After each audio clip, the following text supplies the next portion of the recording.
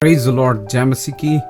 मैं हूं आपका भाई प्रभु का दास पास्टर अतुल मसीह। और मैं एक बार फिर से परमेश्वर को धन्यवाद देता हूं जो परमेश्वर ने हम सब की जिंदगियों के अंदर दिया है। और मैं परमेश्वर को धन्यवाद देता हूं उसकी सारी भलाइयों के लिए, क्योंकि परमेश्वर भला है। और मेरा ये विश्वास है कि आप इन कहानियों के द्वारा आशीष को प्राप्त कर रहे हैं और परमेश्वर आपको बहुत कुछ इन कहानियों के माध्यम से सिखा रहे हैं। ये कहानियां परमेश्वर के वचन से भरपूर हैं और मेरा विश्वास है कि जो परिश्रम मैं प्रभु में होकर के कर रहा हूँ वो व्यर्थ नहीं है, लेकिन बहुत से लोगों के लिए ये वचन उन्नति और परमेश्वर की सामर्थ को लेकर के आ रहे हैं। आज मैं आपके साथ फिर से हूँ, एक नई आशीषों के साथ में, नए वचनों के साथ में, नई सामर्थ के साथ में। तो आइए क्यों न चलते हैं। एक पास्टर अपने एक विश्वासी के साथ कहीं से गुजर रहा था। चलते चलते वो एक खेत के पास पहुंचे। खेत अच्छी जगह स्थित था, लेकिन उसकी हालत देखकर लगता था मानो उसका मालिक उस पर जरा भी ध्यान नहीं देता। खैर, दोनों को प्यास लगती है, सो वो खेत के बीचों बीच बने एक टूटे फूटे घर के सामने पहुंचे और दरवाजा खटखटाया। अंदर से एक आदमी निकला, उसके साथ उसकी पत्नी और 3 बच्चे भी थे। सभी फटे पुराने कपड़े पहने हुए थे। पास्टर बोला, श्रीमान क्या हमें पानी मिल सकता है?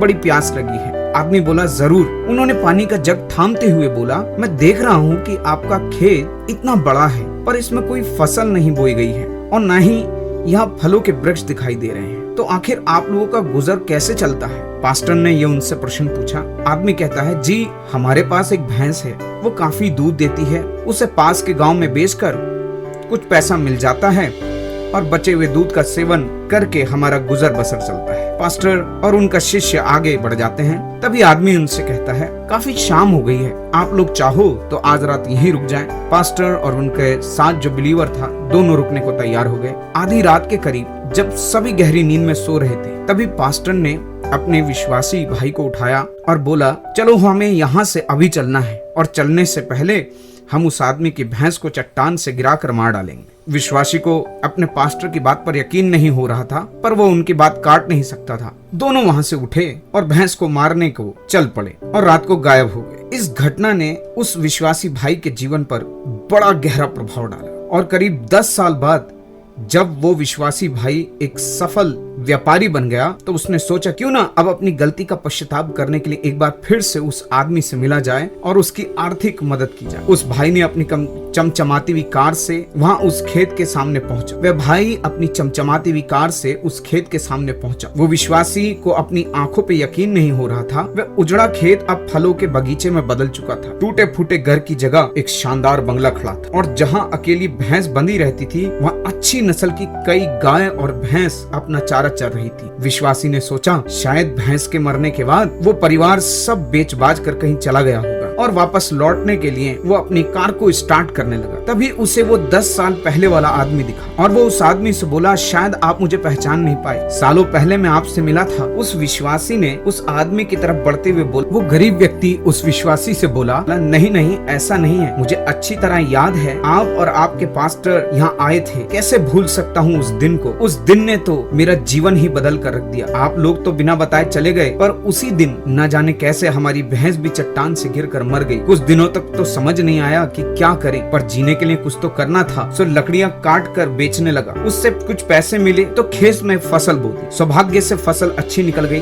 बेचने पर जो पैसे मिले उससे फलों के बगीचे लगा दिए और यह काम अच्छा चल पड़ा। और इस समय मैं आसपास के हजारों गाँव में सबसे बड़ा व्यापारी हूँ। सचमुच ये सब कुछ ना होता अगर उस भैंस की मौत न हुई होती, लेकिन यही काम आप पहले भी कर सकते थे। उस विश्वासी ने बड़े आश्चर्य करते हुए उस आदमी से पूछा। आदमी बोला, बिल्कुल कर सकता था, पर तब तक जिंदगी बिना उतनी मेहनत के आराम से चल रही थी। कभी लगा ही नहीं कि मेरे अंदर इतना कुछ करने की क्षमता है, सो कोशिश ही नहीं की। पर जब भैंस मर गई तब हाथ पांव मारने पड़े और मुझ जैसा गरीब बेहाल इंसान भी इस मुकाम तक पहुंच गया। आज उस विश्वासी को अपने पास्टर के उस निर्देश का असली मतलब समझ में आया और वो बिना किसी पछतावे के वापस लौट कर घर पर आ गया। मेरे भाई मेरे बहन, कई बार हम परिस्थितियों के इतने आदी हो जाते हैं कि बस उसी में जीना सीख लेते हैं, फिर चाहे वो परिस्थिति बुरी ही क्यों ना हो। हम अपनी जॉब से नफरत करते हैं, पर फिर भी उसे पकड़े पकड़े जिंदगी बिता देते हैं। तो कई बार हम बस इसलिए नए कार्य के बारे में नहीं सोचते क्योंकि हमारा मौजूदा काम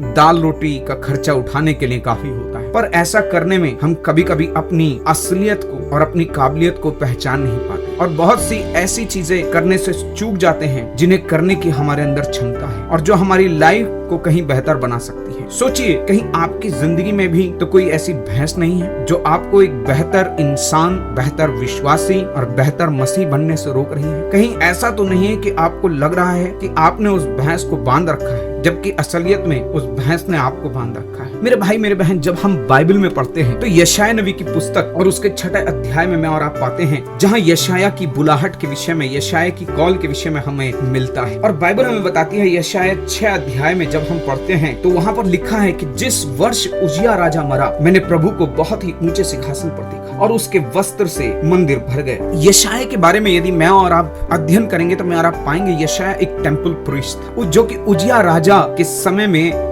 मंदिर में रहकर के सेवा करता था। 6 अध्याय से पहले हम यशाया के बारे में इतना जिक्र नहीं पाते, हम कुछ भी ऐसा खास उसके विषय में नहीं पाते कि उसके जीवन के अंदर कुछ हुआ, क्योंकि उसे लगता था कि अभी तो उजिया जिंदा है, मेरा गुजर बसर चल जाता है। उजिया खर्चा पानी देता है, एक तरीके से कहें तो सैलरी देता है, लगी बंधी सैलरी मिल रही है, सब कुछ अच्छा चल रहा है। और यही कारण था कि उसको कभी प्रभु दिखाई नहीं दिया। यही कारण था कि यशाया को कभी परमेश्वर की वो सामर्थ दिखाई नहीं दी। लेकिन जिस दिन उजिया राजा मरा, उस दिन यशाया को परमेश्वर दिखाई दिया। उस दिन परमेश्वर उसे ऊंचे पर विराजमान दिखाई दिया, क्योंकि वो जान गया था कि अब मेरे जीवन का क्या होगा। और जब वो इन सब बातों की सोच में था, चिंता में था, मेरे भाई मेरे बहन, उसने अपने ध्यान को परमेश्वर की ओर लगाना शुरू कर दिया। उसने वो करना शुरू कर दिया जो परमेश्वर उससे चाहते थे। और नतीजा क्या हुआ कि परमेश्वर का तेज उस पर प्रकट होता है। यशाया उस दिन अपने आप को पहचानता है और कहता है, हाय हाय मैं नाश हो जाता हूँ, क्योंकि मैं एक अशुद्ध होठ वाला मनुष्य हूँ और अशुद्ध होठ वालों के